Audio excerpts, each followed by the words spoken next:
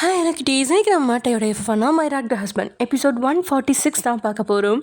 So it's must watch your self. Okay, வாங்க நம்ம வீடியோக்குள்ளே போகலாம். லாஸ்ட்டாக தான் முடிச்சிருந்தோம் அப்படின்னா டேக்கிட்ட மகேஸ்வரி வந்து பேச வராங்க. ஆனால் டே சரியாக ரெஸ்பான்ஸ் பண்ணல. ஸோ அதனால் அவங்க வந்து ஒரு ஃபைலை மட்டும் டேக்கிட்ட எடுத்து அப்படியே கீழே வச்சுட்டு அவங்க பட்டுக்கு கிளம்பி போயிட்டாங்க. அவங்க போனதுக்கப்புறம் யாரும் இல்லை அப்படின்னு தெரிஞ்ச நொடி மொபைல் அப்படியே கீழே போட்டு அப்படின்னு அலறி சத்தம் போடுறான் டே. அந்த சத்தம் மலைகளுக்கிடையே பயங்கரமாக எதிரொலிச்சிட்ருக்கு. அவனுக்கு அவனோட கோபத்தையும் சோகத்தையும் எப்படி காட்டுறது அப்படின்னு தெரியல. விட்டுட்டு போயிட்டா. இனி அவளை நல்லவ அப்படின்னு ஏற்றுக்க முடியுமா? அப்படி ஏற்றுக்கிட்டா மட்டும் அவன் தொலைச்ச வாழ்க்கை திரும்ப கிடைச்சிடுமா என்ன? அப்படி என்ன பாவம் செஞ்சாவன்? போலியாவது அவன்கிட்ட நடித்து பழகியிருக்கலாமே. யாரும் இல்லை அப்படிங்கிற ஏக்கமாவது அவனை விட்டு போயிருக்கோம். கோபம், பிடிவாதம், எரிச்சல், மதிக்காமல் சுற்றி தெரியறது மாதிரி இந்த குணம் எல்லாமே அவனுக்கு வந்திருக்காது.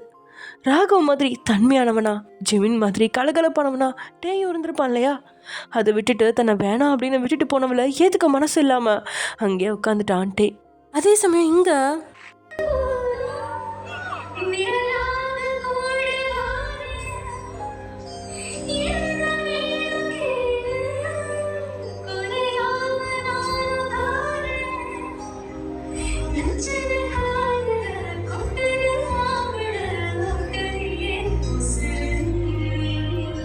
அப்படின்னு மேடையில் நின்று மயக்க பிடிச்சு கண்ணை மூடி தன்னோட ஸ்டைலில் ராகத்தை இழுத்து மென்மையாக நீங்கள் பாடி முடிச்சதுக்கே கரகோஷங்கள் உங்களோட காது நிரப்புது. கண்ணை திறந்து பார்த்தா ஏராளமானோர் உங்களை உற்சாகப்படுத்திகிட்டு இருக்காங்க.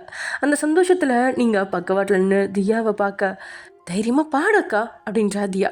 அப்புறம் சொல்ல வேணும், மைக்கை அழுத்து பிடிச்ச நீங்கள் கண்ணை மூடி காற்றுல தன்னோட குரலை பறக்க விட்டுட்ருக்கீங்க.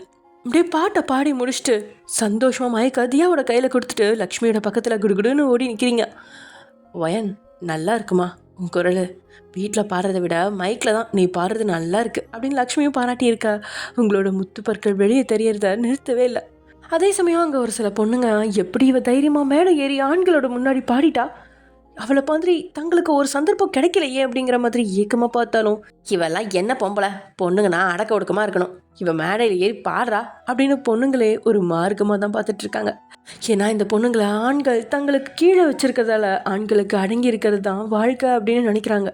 மற்றவங்களோட கண்ணோட்டம் லக்ஷ்மிக்கு நல்லாவே புரிஞ்சிருச்சு. ஒரு பக்கம் தியா வற்புறுத்தி உங்களை மேடைக்கு அழைக்கிறா. முடியாது அப்படின்னு சொன்ன உங்களுக்கு பாடுறதுக்கு ஆசை இருக்குது அப்படின்னு உங்களோட கண்களை காட்டி கொடுக்கும்போது லக்ஷ்மியால் தடுக்க முடியாமல் தான் அனுப்பி வச்சா. இப்போ மருமகளோட சந்தோஷம் மனசுக்கு நிம்மதியாக இருந்தாலும் பக்கத்தில் நின்று தன்னை தீயா முறைச்சிக்கிட்டு இருக்கிற கணவன் பக்கம் தலையை திருப்ப முடியாமல் நிற்கிறா அவ. பாடல் பாடி எல்லாரையும் சந்தோஷப்படுத்தின வயன் டேக்கு ரொம்ப நன்றி. அடுத்துதான் நீங்கள் பாட்டு பாடினா நாங்கள் ஆட்டம் போடுவோம் அப்படின்னு நிரூபிக்கிறதுக்காகவே மேடைக்கு வர போகிறாங்க வாழில்லாத சேட்டை பிடிச்ச குரங்கு குட்டிகள். Let's welcome my husband's favourable friends Rajiv, Parthiban and Aarav அப்படின்னு தியா மைக்கில் சொல்ல கலசலா கலசலா கலாசா கலசலா அப்படின்னு பாட்டு ஓட ஆரம்பிக்க ஏதோ வந்ததுக்கு இடுப்பையும் கை காலையும் ஆட்டிட்டு போவாங்க அப்படின்னு பார்த்தா உங்களோட பாட்டை விட அந்த 3 பேரோட ஆட்டத்தில் எல்லாரும் மெய் மறந்து நிற்கிறாங்க. அந்த அளவுக்கு அவங்க அவ்வளோ அருமையாக ஆட கீழே இருக்கிறவங்களாம் கைத்தட்டி உற்சாகப்படுத்த வயன் கண்ணம்மாவுக்கு தலைவலியாக இருக்குன்னு சொன்னாமா, ரூமுக்கு அனுப்பி வச்சேன். என்னால் இப்போ போய் அவளை பார்க்க முடியாது. நீ என்ன பண்ண, அந்த பக்கத்தில் சாப்பாடு இருக்குது, அதை எடுத்துகிட்டு போய் கண்ணம்மாவுக்கு கொடுத்துட்டு நீயும் சாப்பிட்டுட்டு வா அப்படின்னு லக்ஷ்மி சொன்னதுனால சாப்பாடு எடுக்கிறதுக்காக அந்த பக்கம் போகிறீங்க. நீங்கள் கண்ணம்மாவுக்கு பிடிக்குமே அப்படின்னு தட்டு நிறைய தாராளம் சாப்பாடு எடுத்துக்கிட்டு நீங்கள் கிளம்புறதுக்காக நிற்க மேடை ஏறி பாட்டு பாடி அடுத்த ஆம்பளைங்களை மயக்கிறத விட்டுட்டு சொந்த புருஷன் மயக்கணும். குப்பை தொட்டியில் பிறந்த உன்னை தூக்கி வந்து மாளிகையில் வச்சதும் நீ பெரிய இவ கிடையாது, கட்டின புருஷனுக்கு உன்னை கொடுக்க மாட்டேன்னு அடம் பிடிக்கிறியாமே அப்படின்ற ஆண்களோட குரல் உங்களோட காதில் கேட்டதால தலையை திருப்பி பார்க்குறீங்க. அங்கே வயசான ஆண்கள் 6 பேர் நிற்க அதில் ஒருத்தனா பாலகிருஷ்ணன் நின்றுட்டுருக்கான். அவனுக்கு பக்கத்தில் இருந்த ஒருத்தன் தான் நக்கலாக இந்த வார்த்தையை சொல்லியிருந்தான். நொடியில் உங்களோட முகம் மொத்தமாக தோன்றுச்சு. எப்படி இந்த ஆண்களுக்கு வீட்டில் நடக்கிறதுலாம் தெரியும் அப்படின்னு யோசிக்கவே வேணாம். எல்லாத்தையும் சொல்லி கொடுத்து மூட்டி விட்டுறது கூட்டத்தில் நிற்கிற அந்த கிழவன் தான் அப்படின்னு புரிஞ்சிருச்சு. ஏன் இப்படி அசிங்கப்படுத்துகிறான்? நீங்கள் ஒன்றும் அவ்வளோ அசிங்கமான பாட்டெல்லாம் பாடலையே, டீசெண்டாக தானே பாடினீங்க, அதுக்கும் டான்ஸ் கூட ஆடல. எல்லாத்தையும் விட எங்களோட பர்சனல் விஷயத்தில் இந்த கனவை எதுக்கு மூக்க நுழைக்கிறான் அப்படின்னு ஆதங்கமான கேள்வி மனசுக்குள்ளே ஓடினாலும் கடைசி வரைக்கும் பெரியவங்களை மதிக்கணும் அப்படின்னு தனக்கு தானே சொல்லிக்கிட்டு வேதனையோட கண்ணம்மாவோட ரூமுக்கு போயிட்டீங்க. நீங்கள் பாலகிருஷ்ணா, நான் கேட்ட ஒரு கேள்விக்கு உன் மருமக தூக்கில் தொங்கி செத்துருவா போல இருக்கு. அந்த டேக்கிட்ட இந்த பொம்பளைங்க அனுமதியெல்லாம் கேட்காம எழுத்து கட்டில் போட்டோமா, அனுபவிச்சோமா, 5 ஆம்பளை பிள்ளைய இறக்குமதி செஞ்சோமான்னு இருக்க சொல்லு அப்படின்னு பாலகிருஷ்ணனோட ஃப்ரெண்டு ஒருத்தன் சொல்ல யோ ரங்கா, நீ 5-6 பிள்ளைய இறக்குமதி பண்ணேன்னு இந்த காலத்து ஆம்பளைங்களால அப்படியெல்லாம் பண்ண முடியாது. ஒன்றோ ரெண்டோ தான். நம்ம காலத்தில் இருக்கிற ஆம்பளை பவர் இந்த காலத்து ஆம்பளைங்களுக்குலாம் இல்லை அப்படின்னு இன்னொரு கிழமை சொல்ல எல்லாரும் நக்கலாக வாய் விட்டு சிரிச்சிட்டு இருக்கும்போது அங்கே வந்து சேர்றான் சுனில். அப்பா, வயன் ஏன் அழுதுகிட்டே போகிறா? ஏதாவது சொல்லிடுச்சிங்களா அப்படின்னு அவன் வந்ததும் கேட்க உதட்டு சொல்லிச்சு கிழமை. நான் ஒன்றும் ஊர் உலகத்தில் நடக்காத சொல்லலை, வீட்டில் நடக்கிற கொடுமையை தான் சொல்லி அனுச்சுன்னு 4 வார்த்தை கேட்டேன். அதுக்கு தான் கண்ணை கசக்கிட்டு சீன் போடுறதுக்கு போயிருக்கா அந்த மகாராணி அப்படின்றா அந்த கிழமை நக்கலா. அப்பா, ஏன் இப்படி பண்ணுறீங்க? இது கொஞ்சம் கூட நல்லா இல்லை. அவகிட்ட பிரச்சனை பண்ணாதீங்கன்னு சொன்னால் திரும்ப திரும்ப ஏதாவது பண்ணி கிட்ட மாட்டிக்கிட்டிங்கன்னா அவ்வளோதான். சரி, அதை விட்டு தள்ளுங்க. என் பையன் பார்த்தீங்களா? கிட்டத்தட்ட 1/2 மணி நேரமாக தேடிட்டு இருக்கேன். அவன் இங்கே இல்லை, எங்கே போனான் அப்படின்னு பயத்தோட கேட்குறான் சுனில். உன் பையன் தானே எங்கேயாவது லேப்டாப்பை தட்டி பணம் சம்பாதிச்சுட்டு இருப்பான். அவனுக்கு வேற என்ன தெரிய போகுது? பொண்டாட்டியை தொடுறதுக்கும் புள்ள கொடுக்கறதுக்கும் தெரியாது. வீட்டில் இருக்க எனைய மிரட்ட மட்டும் நல்லா தெரியும். நானே என் பேரன் ஜிமின் போயிட்டானேன்னு வருத்தத்தில் இருக்கேன். இதை உன் பையனை காணலைன்னு தொந்தரவு பண்ணாத, போடா, கொஞ்ச நேரம் ஃப்ரெண்ட்ஸ் கூட இருக்க விடு அப்படின்னு சொல்லி சுனிலோட முதுகில் கையை வச்சு தள்ளி விட்டுட்டு அந்த பொக்க வைக்கிழவங்களோட மறுபடியும் பொண்ணுங்களை அசிங்கமாக கிண்டல் பண்ணி சிரிச்சபடி இருக்கான் பாலகிருஷ்ணா. இந்த கூட்டத்துக்கு இடையே நின்று அட்வைஸ் செஞ்சாலாம் தகப்பனோட காதில் ஏறாது அப்படின்னு புரிஞ்சு எங்கே போயிருப்பான் அப்படின்னு குழப்பத்தோடையே அவனை தேடி அலையிறான் Sunil. Wow, wonderful, extraordinary performance. நான் இதை எதிர்பார்க்கவே இல்லை. இப்படி ஒரு ஆட்டத்தை சினிமாவில் கூட பார்த்ததில்ல. சூப்பர் டான்ஸ் ஆடின ஆல் பாய்ஸ் எக்ஸலண்ட். அடுத்ததான் மேடை ஏறி உங்கள் திறமையை காட்ட யாராவது வரீங்களா அப்படின்னு தியா மைக்கா அங்கே இருக்கிற பொண்ணுங்களோட பக்கம் நீட்டா. எல்லாரும் பயந்து 2 ஸ்டெப் பின்னாடி தான் போயிட்டுருக்காங்க. ஒரு சிலருக்கு வாங்க ஆசை தான், ஆனால் கணவர்களோட முறைச்ச பார்வைக்கு பயந்து விலகி போயிட்டுருக்கா மைக்கா அங்கேயும் இங்கேயுமா ஆசிச்சு தூரமாக நின்று வினிஷாவோட பக்கம் நீட்டா தியா. ஆத்தி அப்படின்னு பயந்து ஆரியோட கையை பிடிச்சி இழுத்து தனக்கு முன்னாடி நிறுத்தி அவனுக்கு பின்னாடி மறைஞ்சு நிற்கிறா வினிஷா. இது தேராது அப்படின்னு அடுத்த பொண்ணுங்களோட பக்கம் மைக்கை நீட்டி வற்புறுத்தி ஒரு சில குழந்தைய மட்டும் மேடையில் ஏற விட்டு பாட்டு பாட வச்சுட்டா தியா. தனக்கு பின்னாடி நின்று தன்னோட சட்டையை இறுக்கி பிடிச்சிட்டு இருக்கிற வினிஷாவை திரும்பி பார்த்தவன், மீனு, உனக்கு அபரிவிதமான பேச்சு திறமை இருக்கு. உனக்கு ஆசை இருக்குன்னா மேடை ஏறி மனசை விட்டு பேசு அப்படின்றான் ஆரி. சில வினாடிகளுக்கு முன்னாடி இந்த மைக்கை பிடிச்சி மேடையில் ஏறி கிம் குடும்பத்து ஆண்களை கிளின்னு கிழிச்சு வறுத்து எடுத்துடலாமா அப்படின்னு அவன் யோசிச்சாதான். அதை ஓரளவுக்கு சரியாக கணிச்சு சொல்கிற மாதிரி தான் ஆரி சொல்கிறதுல அவள் குழம்பி பார்க்க, என்ன பார்க்குற? If you go, no one can't stop you. I will always support you. கோவப்படணுமா கோவப்படு, திட்டணுமா திட்டு, அடக்க ஒடுக்கமாக இருக்காத, அராஜகம் பண்ணு அப்படின்றான் ஆரி. வினிஷாவுக்கு அந்த உணர்வு இருக்குதான். அடக்க ஒடுக்கமாக இல்லாமல் அவளுக்கு பிடிச்சது மாதிரி கத்தணும், திட்டணும், கோவப்படணும் அப்படின்னு நினைக்கிறா. ஆனாலும் வேணாம். லக்ஷ்மி சந்தோஷமாக இருக்கிற நிமிடங்களை கெடுத்துடக்கூடாது அப்படிங்கிறதுக்காகவே அமைதியாக நினைவேன். எனக்கு மேடம் ஏற ஆசையெல்லாம் இல்லை. என்கிட்ட அட்வான்டேஜ் எடுத்து பேசுகிற வேலையெல்லாம் வேணாம். எனக்கு இங்கே இருக்கவே பிடிக்கல. ஒழுங்கு மரியாதை என்னை இங்கேருந்து அழைச்சிட்டு போ, இல்லைன்னு வச்சுக்கோ கூட்டத்தோட கூட்டமாக எங்கேயாவது ஓடி போயிடுவேன் அப்படின்னு மிரட்டல் விடுக்கிறா வினிஷா. வெளியே யார்கிட்டையும் அராஜகம் எட்டி பார்க்கல அப்படின்னாலும் தாங்கிட்ட எட்டி பார்க்குதே, இதுதான் தன்னவள் அப்படிங்கிற பார்வையோட. ஆர் யூ ஷுர் எங்கேருந்தோ நல்லா தப்பிச்சு போக முடியும்னு நினைக்கிறியா அப்படின்னு நக்கலாக கேட்குறான் ஆரி. உண்மையில தலைகீழ நின்று தண்ணி குடித்தா கூட தப்பிச்சு போக வாய்ப்பே இல்லை. 5 ஏக்கர் நிலத்துக்கு நடுவில் இந்த வீடு இருக்குது. சுற்றி ஏராளம் பாதுகாப்பு. தண்ணி குடிக்கிற மாதிரி வீட்டுக்கு வெளியே காலை எடுத்து வைக்க பார்த்ததுக்கே வினிஷாவை 50 பாடி கார்ட்ஸ் தடுத்துட்டாங்க. கூட்டத்தில் தொலைஞ்சு போகிற மாதிரி பின்வாசல் வழியாக தப்பிக்கலாம் அப்படின்னு அந்த பக்கம் வாசலை திறந்தா அங்கே 500 பேர் காவலுக்கு நிற்கிறாங்க. இதில் எங்கே தப்பிக்க முடியும் அப்படின்னு தெரிஞ்சாலும் ஆரிக்கிட்ட தன்னை குறைச்சி காட்ட விரும்பாதவா, என்ன தப்பிக்க முடியாதுன்னு நினச்சியா? இங்கே இருக்கிற ஏதாவது ஒரு குழந்தையோட கழுத்தில் கத்தியை வச்சு மிரட்டினேன்னு வச்சுக்கோ, வேறு வழி இல்லாமல் எல்லாரும் என்ன சேஃபாக வழி அனுப்பி வச்சுருவாங்க. குழந்தைங்க கழுத்தில் மட்டும் கத்தி வைப்பேன்னு நினைக்காத, ஒரு வேலை உன் கழுத்தில் வச்சாலும் வச்சிருவேன் அப்படின்னு திமிரா பதில் சொல்கிறா வினிஷா. அவளோட பதில் ஆரிக்கு பிடிச்சிருக்கு. அது ஏனோ திமிர் காட்டுற பொண்ணுங்களை தான் எளிதில் அவனுக்கு பிடிக்குது. ஓகே, நீ கத்தி வை, நான் கன் வைக்கிறேன், நம்ம மாறி மாறி விளையாடலாம். பட் இங்கே கிடையாது, நம்ம வீட்டில் விளையாடலாம். இப்போ இங்கேருந்து கிளம்பலாம். அதுக்கு முன்னாடி நான் உனக்கு வாக்குறுதி தந்ததை நிறைவேற்ற வேண்டிய நேரம் வந்துச்சு. அந்த எண்டில் ஒரு டேபிளில் ஒருத்தவங்க இருக்காங்க, அவங்கள போய் பார்த்துட்டு வா அப்படின்னு தூரமாக பிங்க் கலர் ஒரு checked shirt, white jeans pant போட்டு உட்காந்துருந்தா ஒரு பொண்ணை கை காட்டுறான் ஆரி. திரும்பி இருந்த பொண்ணோட முகம் தெரியல, ஆனால் எங்கேயோ பார்த்த சாயல் இருக்கவும் விழிகளை உருட்டிக்கிட்டு ஏன் எதுக்கு அப்படின்ற கேள்வி கேட்காமலேயே அந்த பொண்ணை நோக்கி நடக்கிறா வினிஷா. அவள் பக்கத்தில் வர வர அவளை முழுசாக அழக்க ஆரம்பிச்சுது வினிஷாவோட கண்கள். காலில் பெரிய ஹீல் செருப்பு, போனிடைல் கொண்டை போட்டு உட்காந்துருந்த பொண்ணோட பக்கத்தில் வந்ததும் வாயை பிளக்கிறா வினிஷா. அந்த பெண்ணும் வினிஷாவை பார்த்து சிரிச்சபடியே எழும்ப, மணி நீயா அப்படின்னு அதிர்ச்சி தாங்காமல் பார்க்குறா வினிஷா. அவளுக்கு அதிர்ச்சி கொடுக்குற மாதிரி கெட்டப்பில் வெளிநாட்டு வாழ் இந்தியன் மாதிரி ஸ்டைலாகவும் மேக்கப்பில் அசத்தலாகவும் கையில் டிசைனர் ஹேண்ட்பேக், தலைமுடியில் பாதி தான் கருப்பு, மீதி பாதியை கோல்டன் கலரில் செஞ்சு பயங்கர ஸ்டைலாக இருக்கிற இவ தன்னுடைய சூடாமணி இல்லையோ அப்படின்னு வினிஷாவை சந்தேகத்தோடு பார்க்குறா. Hello, I am Choodamani, coming from Chennai அப்படின்னு சின்ன பிள்ளை இங்கிலீஷில் பேசுகிற மாதிரி பேசி அது அவள் தோழி தான் அப்படின்னு நிரூபிச்சிட்டா சூடாமணி. ஆரி இவளை அடைச்சி வச்சு குடும்பப்படுத்துகிறான் அப்படின்னு ஆரிய வில்லனா வினிஷா நினச்சா. ஆனால் சூடாமணியை பார்த்தா அவள் ராஜ வாழ்க்கை வாழ்கிறா அப்படிங்கிறத இப்போது வினிஷாவுக்கு புரியுது. அதே சமயம் இங்கே என்னோட கல்யாண வாழ்க்கை நல்லா தான் இருந்துச்சு. சுனில் என்ன நல்லா பார்த்துக்கிட்டான். ஆனால் அந்த ஒரு நிகழ்ச்சிக்கு அப்புறம் தான் அவன் கெட்டவனாக மாறிட்டான். பாலகிருஷ்ணா தான் அவனை திருந்த விடலை. எல்லாத்தையும் விட பிறந்த குழந்தையாக இருந்த உன்னை என்கிட்ட இருந்து பிரிச்சதும் அந்த கிழவன் தான். ராகவோட உயிரா நீயானு யோசிக்கிறப்ப எனக்கு ராகவ் முக்கியமாக பட்டதால பாலகிருஷ்ணாவுக்கு பயந்து உன்னை வேண்டான்னு சொல்லிட்டேன் அப்படின்னு ரெக்கார்டரில் மகேஸ்வரியோட குரல் ஒழிச்சிட்ருக்க. கண்களில் கோபத்தோட மழை விளிம்பில் உட்காந்துட்டு இருக்கான்ட்டே அவனுக்கு முன்னாடி வசமாக மாட்டி ரத்தம் வட்டியை விழுந்து கிடக்குறான் பாலகிருஷ்ணா. ஊஹூ, கிழவனுக்கு சங்கு உத வேண்டிய நேரம் வந்தாச்சு. எங்கள் அப்பா திருச்சியில் பெரிய பணக்காரர். அவரோட மூத்த பொண்ணுன்னா இளைய பையன் என் தம்பி வேலவன். நான் 10ஆம் கிளாஸ் படித்து முடிச்சப்போ எங்கள் அம்மா படுத்து படுக்கை ஆகிட்டாங்க. அதுக்கு மேலே நான் படிக்காமல் அம்மா கூடவே இருந்து அவங்கள பார்த்துக்கிட்டேன். ஆனாலும் அவங்க அடுத்த 1.5 வருஷத்தில் இறந்துட்டாங்க.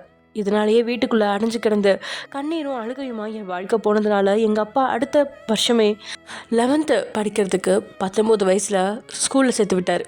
என்னோடய கிளாஸ்மேட் தான் சத்யமூர்த்தி, என்னை விட 2 வயசு சின்ன பையன். சத்யமூர்த்தியோட அப்பா ராமமூர்த்தி என் அப்பாவோட பர்சனல் லாயராக இருந்ததுனால எனக்கு சத்யமூர்த்தியை சின்ன வயசுலேருந்து தெரியும். நாங்கள் 2 பேருமே பேசி பழக ஆரம்பித்தோம். எங்கள் பழக்கம் கொஞ்ச நாள்லேயே காதலாக மாறிடுச்சு. 12th கிளாஸ் முடிச்சதுக்கு மேலே மேல் படிப்பு படிக்கிறதுக்கு கல்கத்தாவுக்கு என்னை அனுப்பி வைக்க அப்பா முடிவு பண்ணிட்டாரு. அடுத்த 2 வருஷம் சத்யமூர்த்தியை பார்க்க முடியாது. அதுக்குள்ளே எங்கள் அப்பா கல்யாண ஏற்பாடு எதுவும் பண்ணக்கூடாதுங்கிறதுக்காக சத்யமூர்த்தி நேராக என் அப்பா முன்னாடி கொண்டுட்டு விட்டு இவனை நான் லவ் பண்ணுறேன்னு சொன்னேன். இவ்வளோ நாள் உன்னோட வாழ்க்கையை நீ முடிவு பண்ணணும்னு சொல்கிற எங்கள் அப்பா என் கண்ணத்திலேயே அடிச்சிட்டாரு. அவன்கிட்ட என்ன இருக்குது, வசதி இருக்கா, பணம் இருக்கா, அந்தஸ்து இருக்கான்னு சொல்லி அவனை அடித்து துரத்தி விட்டுட்டு என்னை வற்புறுத்தி மேல் படிப்பு படிக்க அனுப்பி வச்சிட்டாரு.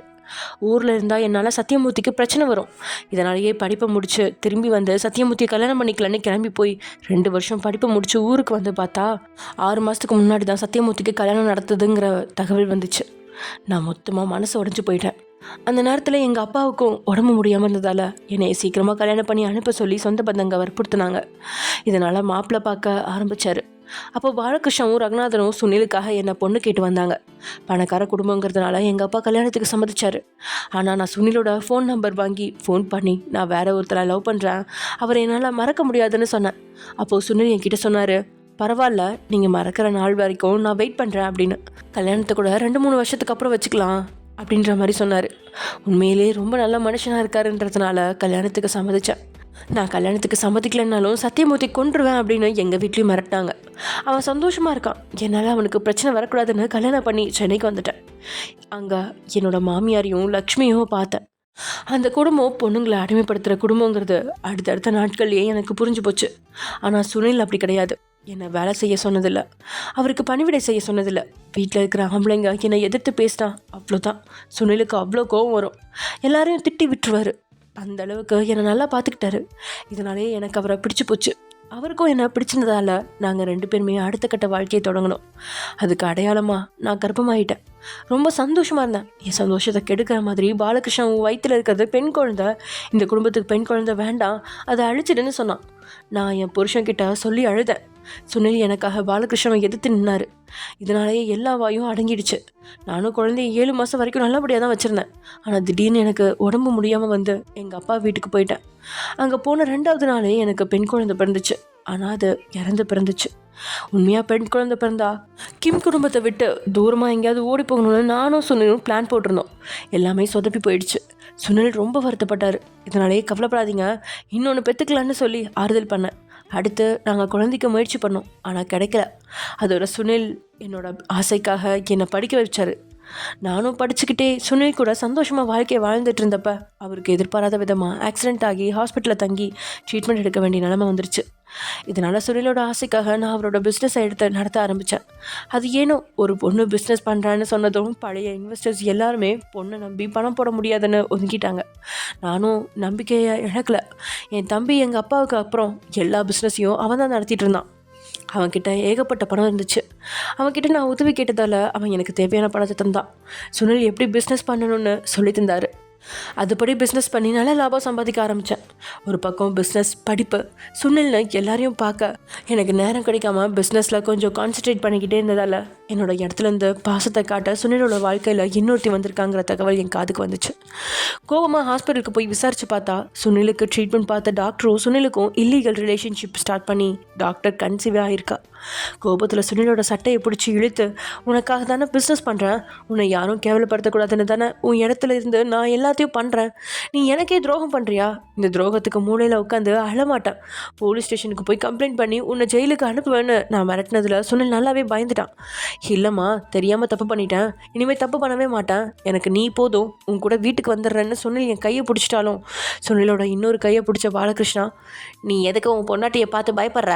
ஆம்பளைங்கன்னா 1க்கு 5 பொண்ணுங்களை வச்சுருப்பாங்க, அதுதான் ஆம்பளைத்தனம். உன் பொண்டாட்டியால் புள்ள பத்துக்க முடியாது, நீ இன்னொரு பொண்ணை வச்சுக்கிறதுல தப்பே இல்லை, பணம் சம்பாதிச்சதும் உன்னை ஜெயிலுக்கு அனுப்புவேன்னு சொல்கிறா, இவளை எல்லாம் நம்பாத அப்படின்னு சுனிலோட மனசில் நஞ்சை விதைக்க ஆரம்பிச்சிட்டான். இதனாலேயே சுனில் திரும்பவும் அந்த டாக்டர் கூடவே பழகினார்.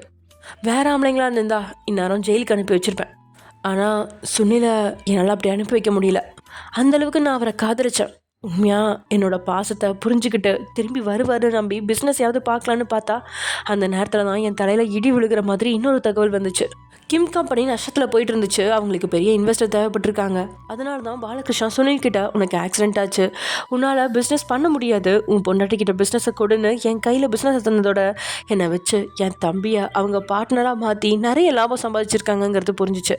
சொல்லப்போனால் ஒரு பொண்ணாக நீ முன்னேறுன்னு எனக்கு கம்பெனி தரல, தற்காலிகமாக தந்திருக்காங்கங்கிறதும் புரிஞ்சிச்சு. என்னை வச்சு நல்ல ஆதாயம் தேடியிருக்காங்க. அவங்க எதிர்பார்த்த லாபம் கிடைச்சதும் என்கிட்டருந்து கம்பெனி பிடுங்கிட்டாங்க. என் தம்பியையும் அவங்க இன்வெஸ்டர்ஸ்லேருந்து தூக்கிட்டாங்க. இதனால் அவங்களுக்கு பயங்கர நஷ்டமாகி கடன் தொல்லை தாங்க முடியாமல் ஊரில் இருக்க சொத்தெல்லாம் விற்று கடனை அடைச்சிட்டு பொழப்பு தேடி வெளிநாட்டுக்கு குடும்பத்தோடு போயிட்டான்.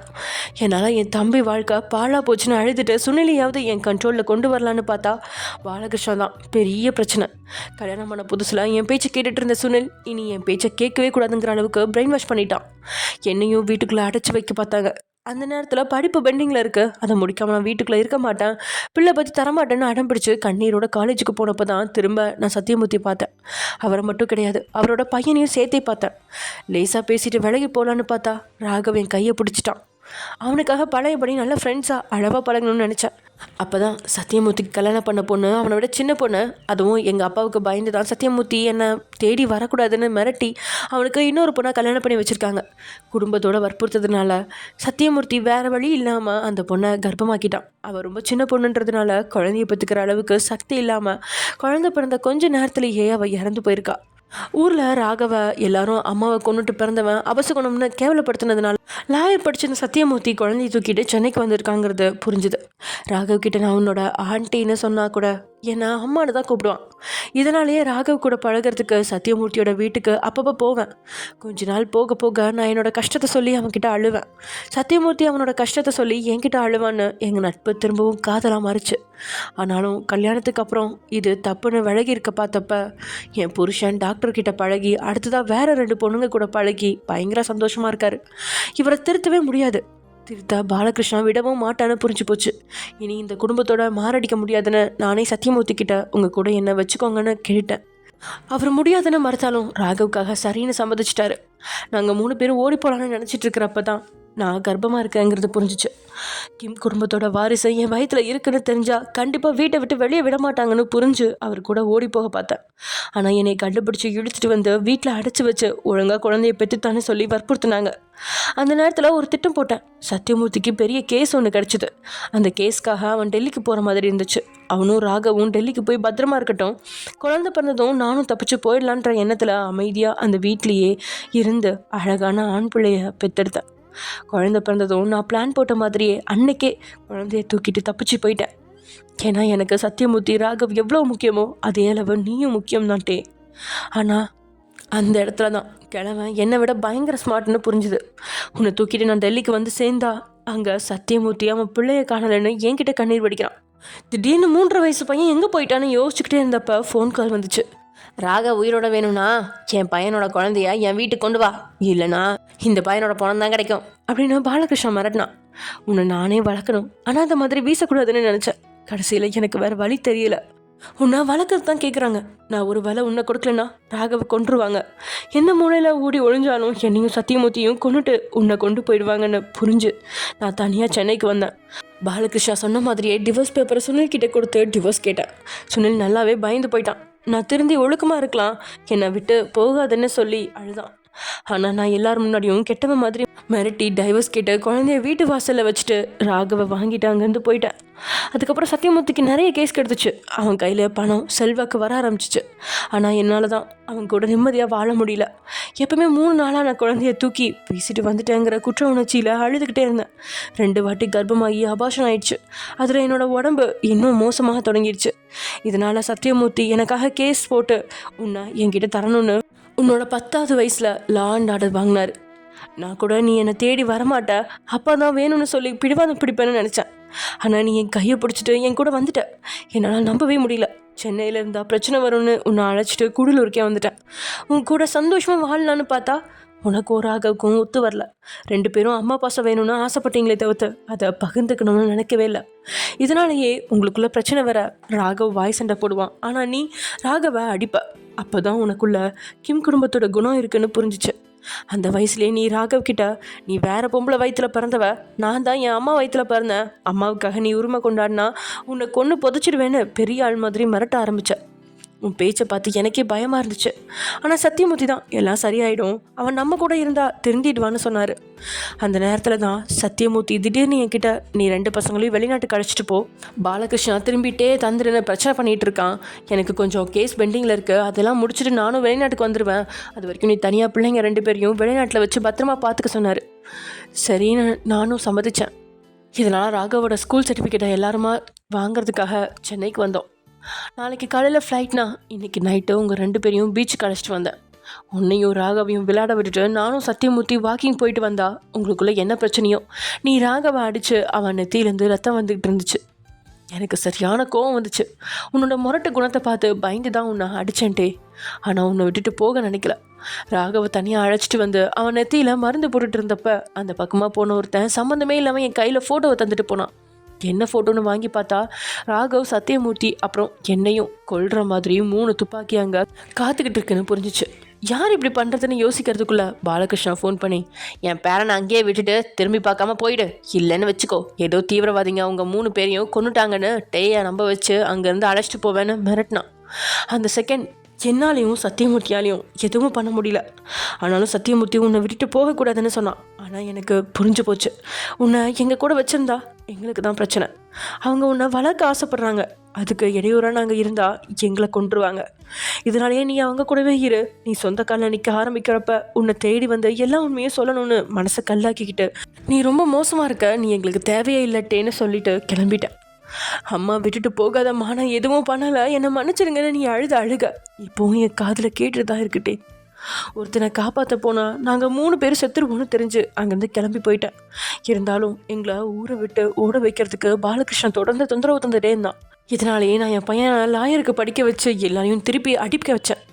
இதனால் கிழமை பயந்து அமைதியாக இருந்த நேரத்தில் நீ பெரிய வாங்கிட்ட, பிஸ்னஸ்லேயும் காலை எடுத்து வச்சுட்ட. உன்னை பார்த்து உண்மையாக சொல்லி நீயாவது என்னோட பாசத்தை தரணும்னு உன்னை தேடி வந்தேன். ஆனால் நீ என்னை பார்க்க கூட விரும்பலை, என்னை துரத்தி விட்ட. அதோட நான் எதிர்பார்த்த பையனா நீ இல்லை. கோபக்காரன், பிடிவாதக்காரன், கர்வமாக இருந்த, பொண்ணுங்களா மதிக்கவே இல்லை. சொல்லப்போனால் கிம் குடும்பத்தை ஆம்பளைங்க குணத்தை உரிச்சு வச்ச மாதிரி இருந்த. நான் கூட நீ ஜிமின் மாதிரி இருப்பேன்னு நினச்சேன். நீ அப்படி இல்லாததை என்னோட குற்ற உணர்ச்சியை தூண்டிடுச்சு. இதனாலேயே திரும்ப திரும்ப உன்னை பார்க்க முயற்சி பண்ணிகிட்டே இருந்தேன். ஆனால் தோற்று போயிட்டேன். ஒரு கட்டத்தில் மொத்த ஆம்பளைங்களும் சேர்ந்து உன் மனசில் என்னை பற்றி நஞ்சை விதைச்சிட்டாங்கன்னு புரிஞ்சுது. ஆனாலும் முயற்சியை கைவிடல. கடைசியாக உன்னோட 30வது வயசில் தான் உன்னை பார்க்கவே முடிஞ்சுது. நான் ரொம்ப நல்லவ, என்னை சுற்றி இருக்கிறவங்க தான் கெட்டவங்க அப்படின்னு நான் சொல்லலை. நானும் கெட்டவ தான், சூழ்நிலை கைதி, யார் பக்கம் நிற்கிறதுன்னு தெரியாத கோழை. நான் மட்டும் கிடையாது, இங்கே நிறைய கெட்டவங்க இருக்காங்க. அந்த உண்மை உனக்கு தெரியணுங்கிறதுக்காக தான் இது எல்லாத்தையும் சொல்கிறேன்ட்டே. நான் சொல்கிறத நீ நம்ப மாட்டேன்னு தெரியும். உன்னை நம்ப வைக்கிற அளவுக்கு தேவையான எல்லா ஆதாரமும் ஃபைலில் இருக்குது. நீ என்னை தேடி வரலைன்னா கூட பிரச்சனை இல்லை. உன்னை சுற்றி இருக்கிறவங்க எப்படிப்பட்டவங்கன்னு தெரிஞ்சுக்கோ.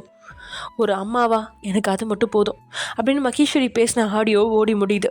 கண்களில் கோபத்தோட மழை விளிம்பில் அதை கேட்டபடி உட்காந்துருக்கான்ட்டே. அவனுக்கு முன்னாடி வசமாக மாட்டி ரத்தம் அடியே விழுந்து கிடக்கிறான் பாலகிருஷ்ணா. ஆடியோவை கேட்ட நேரத்துலேருந்து பாலகிருஷ்ணாவுக்கு மரண பயம்தான். அவன் மகனும் சந்திக்கவே கூடாது அப்படின்னு சுனிலை எவ்வளவுக்கு எவ்வளவு பிரெயின் வாஷ் பண்ண முடியுமோ அவ்வளவு பிரெயின் வாஷ் பண்ணினான். மகேஸ்வரியை தேடி மகன் போயிட்டா அனாதையாக போயிடுவேன் அப்படிங்கிற பயத்தில் சுனிலும் மகேஸ்வரியை பற்றி தேவையில்லாத பேசி டேயோட மனசில் நஞ்சு விதைச்சான். மகேஸ்வரி நீ நேராக வந்தால் கூட டே பேச மாட்டான் அப்படின்னு பார்த்தா அவங்களுக்குள்ள மீட்டிங் நடந்துருச்சு. எல்லா உண்மையும் தெரிஞ்சிருச்சு. எல்லாத்துக்கும் பின்னாடி இருக்கிற தனக்கு என்ன தண்டனையும் அப்படின்னு கிழவனோட கை காலாம் நடுங்கிட்டு இருக்கு. பொறுமையாக எழுந்துட்டே கீழே கிடந்த கிழவனோட வாக்கிங் ஸ்டிக்காக கையில் எடுக்கிறான். கிரிக்கெட் மட்டையாக வச்சு குறிப்பாக்குற மாதிரி ஓங்குனவன் பட்டுன்னு கிழவனோட காலில் அடிச்சிட்டான் பள்ளம்மா. கிழவன் வழியில் துடிக்க இப்படி தானே அன்னைக்கு ஒயனோட காலில் அடித்த அப்படின்னு கேட்குறான்ட்டே. வழியில் துடிச்சாலும் கிழவனுக்கு பயம் அப்பட்டமாக பற்றிக்குது. எப்படி இவனுக்கு உண்மை தெரிஞ்சிச்சு அப்படின்னு தெரியல. ஆனாலும் பெரிய தைரியசாலி மாதிரி வழியை பொறுத்துக்கிட்ட எழுந்துவேன். டே இதுக்கு மேலே என் மேலே கையை வச்சேன்னு வச்சுக்கோ, என் பேரன்னு பார்க்க மாட்டேன், நேராக போலீஸ் ஸ்டேஷனுக்கு போவேன். ப்ரெஸ்ஸு ரிப்போர்ட்டர்ஸ்டெல்லாம் உன்னை பற்றி தப்பாக பேசி ஜெயிலுக்கு அனுப்பி வச்சு உன் மானத்தை வாங்குவேன். உன் பொண்டாட்டி பார்க்க வெள்ளை தோலா இருக்கான்னு அவளை நல்லவனை நம்பாத. அவள் ராகவ் கூட ஒன்றா இருந்தா. அவங்க 2 பேரும் தப்பு பண்ணிட்டாங்க, எனக்கு எல்லாம் தெரியும் அப்படின்னு பேசிகிட்டு இருந்த கிழவனோட வாயில் இருந்த பல்செட்டு கீழே வந்து விழுகிற அளவுக்கு அவன் கண்ணத்தில் ஒன்று கொடுக்குறான்ட்டே. புத்திரின்னு கீழே விழுந்த கிழவனால் அதுக்கு மேலே எழும்பவே முடியல. எது என் பொண்டாட்டி ராகவ் கூட இருந்தா, அதை நீ பார்த்த? உருட்டு உருட்டு, நல்லா உருட்டு. அப்புறம் என்ன சொன்ன? போலீஸ்கிட்ட போவேன், ப்ரெஸ் கிட்ட போவேனா? அங்கெல்லாம் போகிறதுக்கு நீ உயிரோடு இருக்கணுமே அப்படின்ட்டே சொல்லும்போது கிழவனுக்கு அடி வைத்திர புள்ளியை கரைச்சி ஊற்றுற மாதிரி இருக்குது. வேணான்ட்டே விட்டுடு, சின்ன வயசில் நான் உன்னை எப்படியெல்லாம் பார்த்துருக்கேன் அப்படின்னு கிழவன் தொடங்கும் போதே ஷட் அப் அப்படின்னு கத்துறான் கர்ப்பமாக. உடனே கிழவன் அதிகமாக பேசாமல் வாயை மூடிட்டான் அமைதியா. நான் கேட்குறதுக்கு மட்டும் பதில் சொல்லு. நான் உனக்கு என்னையா பாவம் பண்ணேன்? இப்போ தான் நான் உன்னை எதிர்த்து பேசுவேன். அதுவும் நீ பொண்ணுங்களை ரொம்ப மோசமாக நடத்துறதுனால மட்டும்தான் நான் கோவப்படுறேன். மற்றபடி நான் என்ன பாவம் பண்ணேன்? எதுக்கு என்னை இவ்வளோ மோசமாக மாற்றின? நான் ரூமுக்குள்ளே அடைஞ்சிருக்கிற காரணமே நீ தான். அதில் என்னோட குழந்தை பருவமே தொலைஞ்சு போச்சு. அடுத்ததா பிஸ்னஸில் என்னை காலை தூக்கி வைக்க சொன்னேன். அங்கே காலை வச்சா நீ 1000 பிரச்சனையை உருவாக்கி வச்சுருந்த. அது எல்லாத்தையும் சமாளிக்கிறதுக்குள்ளே என் இளமை காலமே முடிஞ்சிருச்சு. உங்கள் பேச்சை கேட்டு என் தங்கச்சி வாழ்க்கையும் பாழாக்கிட்டேன். இப்போது என் பொண்டாட்டியை பற்றி தப்பாக பேசுறியா நீ? சரி அதெல்லாம் கூட விடு. மகேஸ்வரி என்னடா தப்பு பண்ணா? உன் பையனை திருத்த தானே பார்த்தா. அதில் என்ன தப்பு இருக்குன்னு அவளை கஷ்டப்படுத்தின. இதுக்கு மேலே உன்கிட்ட பேசி பிரயோஜனம் இல்லை. நீ செத்துப்போ. உன் கூட சாடுற தட்டினவனை கண்டுபிடிச்சு அவனையும் போட்டு தள்ளிட்டு தான் அடுத்த வேலையை பார்ப்பேன் அப்படின்னு சொன்னட்டே கீழே கிடந்த கிழவனை இழுத்து மலை உச்சியில் கொண்டு வந்துட்டான். காப்பாத்துங்க அப்படின்னு அலறி துடிச்ச கிழவனை இழுத்து பிடிச்ச மலையிலேருந்து அவன் தள்ள கிழவன் நழுவி போக அதுக்குள்ளே அவன் கையை பிடிச்சு தான் பக்கம் இழுத்து காப்பாற்றுறான் ஜிமின். அண்ணா ஒழுங்கா போயிடு, என் தாத்தா மேலே கையை வச்சா நடக்கிறதே வேற அப்படின்றான் ஜிமின். அந்த நொடி தம்பியோட கண்ணை பழுக்க ஒன்று கொடுப்பான் அப்படின்னு பார்த்தா கோபமாக பாடி கட்சி அழைச்சிட்டு அங்கேருந்து கிளம்பிட்டான். தான் உயிரை காப்பாற்றின பேரனை பாசமாக கட்டி இணைச்சு, எனக்கு தெரியும் நீ என்னை காப்பாற்றுவேன்னு, ரொம்ப நன்றி ஜிமீன். நான் கண்டிப்பாக டேயா சும்மா விட மாட்டேன், அவனை கொண்டுட்டு தான் அடுத்த வேலையை பார்ப்பேன் அப்படின்னு கிழவன் வீரப்பா சொல்ல, தாத்தா அதுக்கான அவசியம் இல்லை. அண்ணா எதுக்காக உன்னை விட்டுட்டு போனா தெரியுமா? பாவம் பார்த்து பிழைச்சி போன கிடையாது அப்படின்னதும் பாலகிருஷ்ணா புரியாமல் ஜிமீனை பார்க்க, என்ன தாத்தா பார்க்குற? எங்கள் அம்மா குளிக்கிறத நல்லா பார்த்தியா? நான் சின்ன பையன், எனக்கு எதுவும் தெரியாதுன்னு தானே அவங்க மேலே அசிங்கமாக கையை வச்ச. அப்புறம் என் அண்ணியும் தப்பாக பார்க்குறியா நீ அப்படின்னு பேசிகிட்டு இருந்தவன் பாலகிருஷ்ணாவில் நெஞ்சில் கையை வச்சு தள்ளுறான் கீழே. அவன் பலத்துக்கு மழையிலேருந்து கால் நழுவிட கிழவனோட அலறல் சத்தம் பயங்கரமாக கேட்க மொத்தமாக மழையிலேருந்து கீழே விழுந்து மர்க்கே ஆயிட்டான் பாலகிருஷ்ணா. சங்க ஊதிட்டாங்கப்பா பாலகிருஷ்ணாவுக்கு. இது நிஜம்தானா, உண்மைதானா? சரி ஓகே, இதெல்லாம் உண்மையா பொய்யா அப்படின்னு கண்டுபிடிக்க நெக்ஸ்ட் எபிசோடில் பார்த்துக்கோங்க. ஓகே பாய், நெக்ஸ்ட் வீடியோவில் பார்க்கலாம்.